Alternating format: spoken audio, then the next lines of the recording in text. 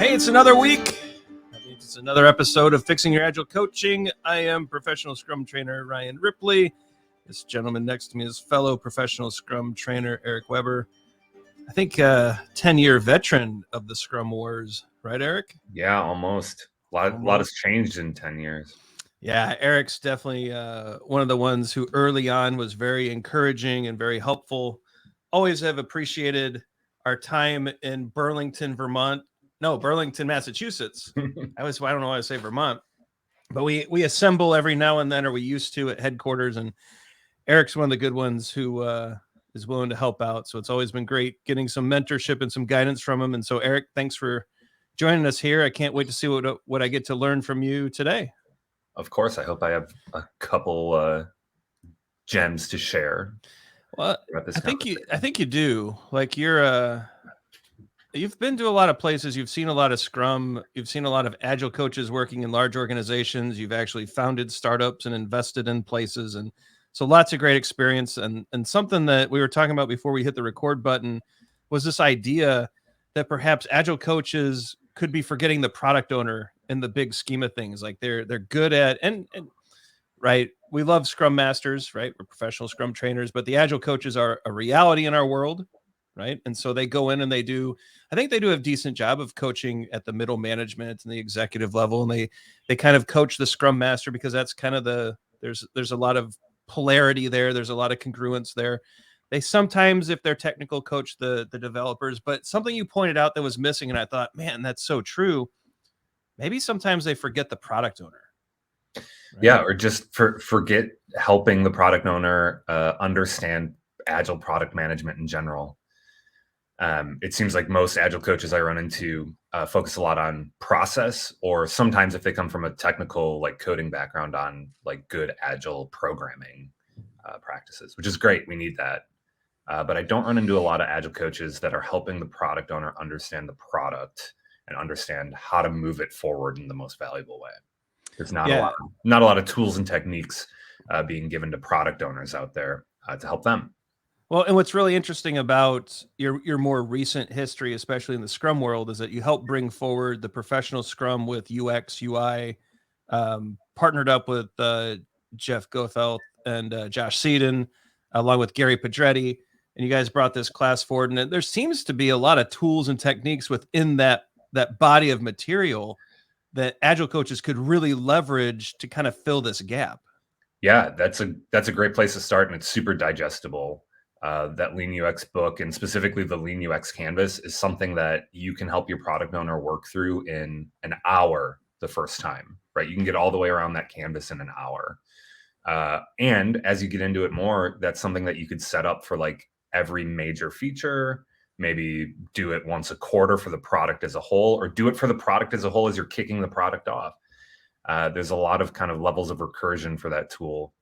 You can get a lot of mileage out of just that one tool, the Lean UX Canvas. Yeah, so it's a pretty powerful canvas that forces you. What I like about it, forces you to ask some really serious questions. What I like about it is, I think towards the middle of this canvas, if I'm thinking of the right thing, there's a question about your unfair advantage, right? Why is it that you're the team or you're the company that has to build this thing, and if you can't answer it, you probably discovered another commodity. Something else that could be copied or replicated easily by someone else, right? Sure. The thing that I really like about the canvas is it focuses on both how your product's providing value to the business and how it's providing value to the end user. Yep. And one way that your product can provide value to the business is by having an unfair advantage. When you're filling this thing out, especially if you're doing this as a short exercise, like in an hour, what you just said is what I'm focused on. It's can you fill this out? Read it back to somebody, and is it plausible? Like, do you even believe it yourself? Right? If you're just trying to go around the canvas in an hour or so, maybe you're not going to have a lot of time to put a lot of detail in it, but you ought to be able to tell yourself a story that makes sense and that you can believe, right? And if you can't really think about how your product provides value to the business and to the users, if you can't really think of some basic assumptions as far as what your personas look like, how you might actually build the product out, what some of its main features are, if you can't get there, you probably just don't have enough information yet about what it is you're trying to solve. Yeah, and in case people have never seen the Lean UX canvas, I went ahead and tossed it up here real quick. It's just a fascinating look, and this is one version of it. I think this is Jeff's latest version. This is version 4.0 that came out. Um, I think this is actually the most recent. And as you can see, business problems, business outcomes, users and customers, user benefits, and as Erik said, there's an internal and external view of this, the hypothesis, thing we need to learn first, and then the least amount of work to get to the next thing. And it was such a great and powerful canvas to use, because not only is it is problem based, it's solution centric, but it also goes straight to outcomes and not the outputs and the activities. Mm-hmm. That's really minimized, right? It's Mm-hmm. what are you trying to, how is the world different because we did this work? And if you can't answer that, don't go past number 2. Yeah. Right. Yeah. Yeah. So this is a great tool. You can sit down with your product owner in less than an hour and go through this, help them understand what's going on with the product, see if you believe it. And then if you do, like, the next step here is box 6, 7, and 8. Those can be repeated almost for every feature. Especially if the feature is something that's going to cost a lot to develop. Like, why would we invest hundreds of thousands of dollars in developing this feature if we don't have any evidence that it's going to work, or people are going to like it, or it's going to do the thing that we think it's going to do? Let's think of a way that we can test it for tens or hundreds of dollars before we invest a bunch into product development. Right. Yeah, very powerful canvas. I think this is a great way that Agile coaches can really bring product owners into the discussion. If you're not familiar with this, we'll leave a link probably in the comments below that we'll pin up, and we'll make sure that you can check this out. And so, Erik, this is one way that I think Agile coaches can really help product owners come to terms with Agile product management, and I think even more importantly, empiricism. Yeah. Right. The fact that it's all hypothesis driven, it's experimentation. What else have you seen in the wild, especially, I think most recently you've held sort of a product owner-ish role at a startup. What stresses you out throughout the day as a product owner? Like, where could an Agile coach kind of come in and say, all right, buddy, we know this is stressful, but here's how we can address these things. Like, where are the pressure points, and how do you see Agile coaches kind of fitting in to relieve some of that? Yeah, I have 2 things here. One is, I think a lot of product owners get themselves in trouble by doing a lot of the, I don't know what the right word is for it, like the administrative work of a product owner. And they end up spending a lot of time doing things like actually writing user stories, or actually, coming up with dozens of features or PBIs on the backlog and eliciting details for all of these things. Or they spend a lot of time worried about other project or product things, like constraints that you have to deal with, like budget or whatever. So one of the things I like to do is get the product owners a little bit familiar with the stances of a product owner, and where they might consider spending their time in a little bit of a different way than maybe what we were taught 10 years ago, where it's like, yeah, the product owner owns the backlog and they write the PBIs. That's what they do. That's just very surface level. Like, you might do some of that, but you also might do none of that.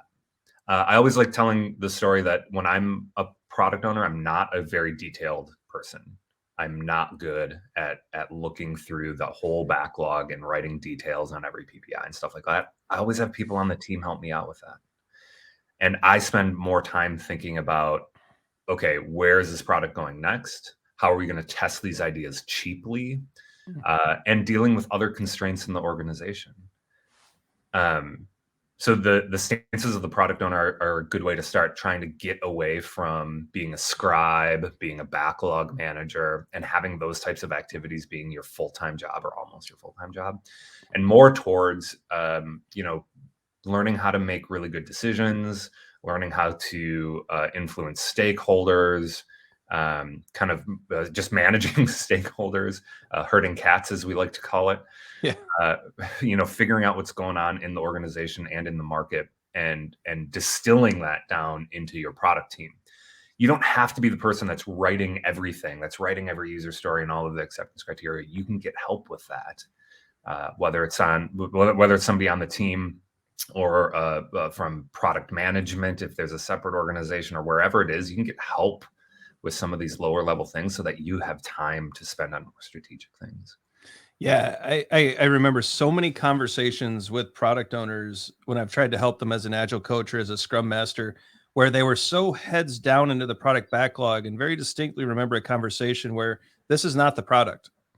And you're not having a conversation here, right? You have a team of people who can help you, and you have a whole slew of stakeholders and users and customers. I kind of separate them out because I think there's different contexts that we speak to them within that you're not addressing because you're so heads down into this product backlog. You're missing the feedback, like you're missing loops that you could really take advantage of because you're so hell-bent on the perfect user story. That's with right. The perfect acceptance criteria and and there's no perfection. It's a hypothesis. Go do something and learn something, and at the end we'll know what the perfect story would have been. That's right. And so if you're an Agile coach, I mean, check this out. Your product owner is probably getting told that this is their job. Yep. Right. So not only do you have to work with the product owner to nudge them in more of a strategic direction, you probably have to work with their management or the rest of the organization to understand, like, here's really how we want to position product owners going forward. We don't really want product owners spending 30 hours a week in the backlog. We want them spending 30 hours a week with the market and the customer and the product at large. Which means dozens of different activities. It's not as simple as saying I'm managing a backlog, but that's what we want them to do. So not only do you have to convince the organization, but you also have to nudge the product owner in that direction, because they're probably being told, they might even be measured on, or it might be part of their job description, that they're in charge of writing user stories. Erik, I don't know about you, but when I've been in the product owner role, the best ideas have come from when I was in the field observing what people were doing with the product. Yeah. Right. When I could actually see what a pain was or what was happening kind of on the outside of the use, it seems like that's where the greatest growth and and it actually wasn't my idea. It would someone walking up to me, are you the guy that's responsible for this iPad app? And it's like, yeah, if it did this, I would not hate you as much as I do right now. Like, that's the kind of conversations you get. And it's like, well, I don't want you to hate me at all. So what is it? And suddenly they're like, I can't do this, and I'm struggling with, and it's like, oh, wait a minute, we could do this, this, and this, and then this guy and this gal gets 10 hours back in their day, but it doesn't happen if you're not out there, right? That's right. Hey, the other thing I think of is product owners dealing with constraints. Look, there are realities in our projects and products. Things like, hey, we have a trade show on January 15th, and we're going to demo our product at it. And all of a sudden, what we get a lot of times is product owners saying, like, okay, well, this has to be done by January 15th. And then the team kind of is reactionary a little bit, like, oh, fixed date. This doesn't feel right. And sometimes the Scrum Master steps in and says, oh, no, that's not Scrum. That's not what we do. You get into all this sort of weird stuff. And what I'm thinking about here is, like, Agile coaches, like, talk to your POs about how they communicate these things. Yep. Having a trade show where you want to demo your product is an awesome opportunity. But if you as a product owner approach your team and say, we need these features by January 15th, and then you turn around and leave the room, you haven't really given the team a problem to solve. You've just given them a problem. Right? Yeah. But imagine a different scenario where you walk into the team room and you're like, hey, look, we have the opportunity to have 15 minutes on stage in front of 7,500 people that are interested in this market space. And I'd really like to demo X, Y, and Z features of our product. Now what? Right? And hey, look, this event is happening on January 15th, out of our control, external constraint. What can we do to get there? That's a very different conversation. Yeah. And setting deadlines and dates and things like that. POs aren't used to that. And for 40 years, we've been trained to say, this is the product. These are the dates. This is what we have to hit. We've been trained that way.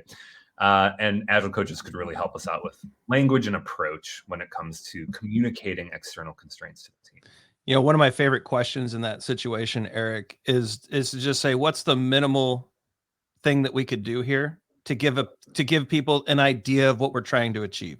What's the minimal but sufficient that gets the idea across? And then people start going, oh, so it doesn't have to, the slight change in language, what the developer hears is, it doesn't have to all be done, right? It has to be high quality. It has to look great, but it's not the whole thing. We're trying to get feedback, and it just changes. And for some reason, that language shift, I mean, I've seen it so many times. It just like it empowers them. You're basically telling the devs, we need you to creatively solve a problem instead of we need you to meet this directive or else. Right. And that shift is huge to a developer, to a creative, right? Yes, absolutely.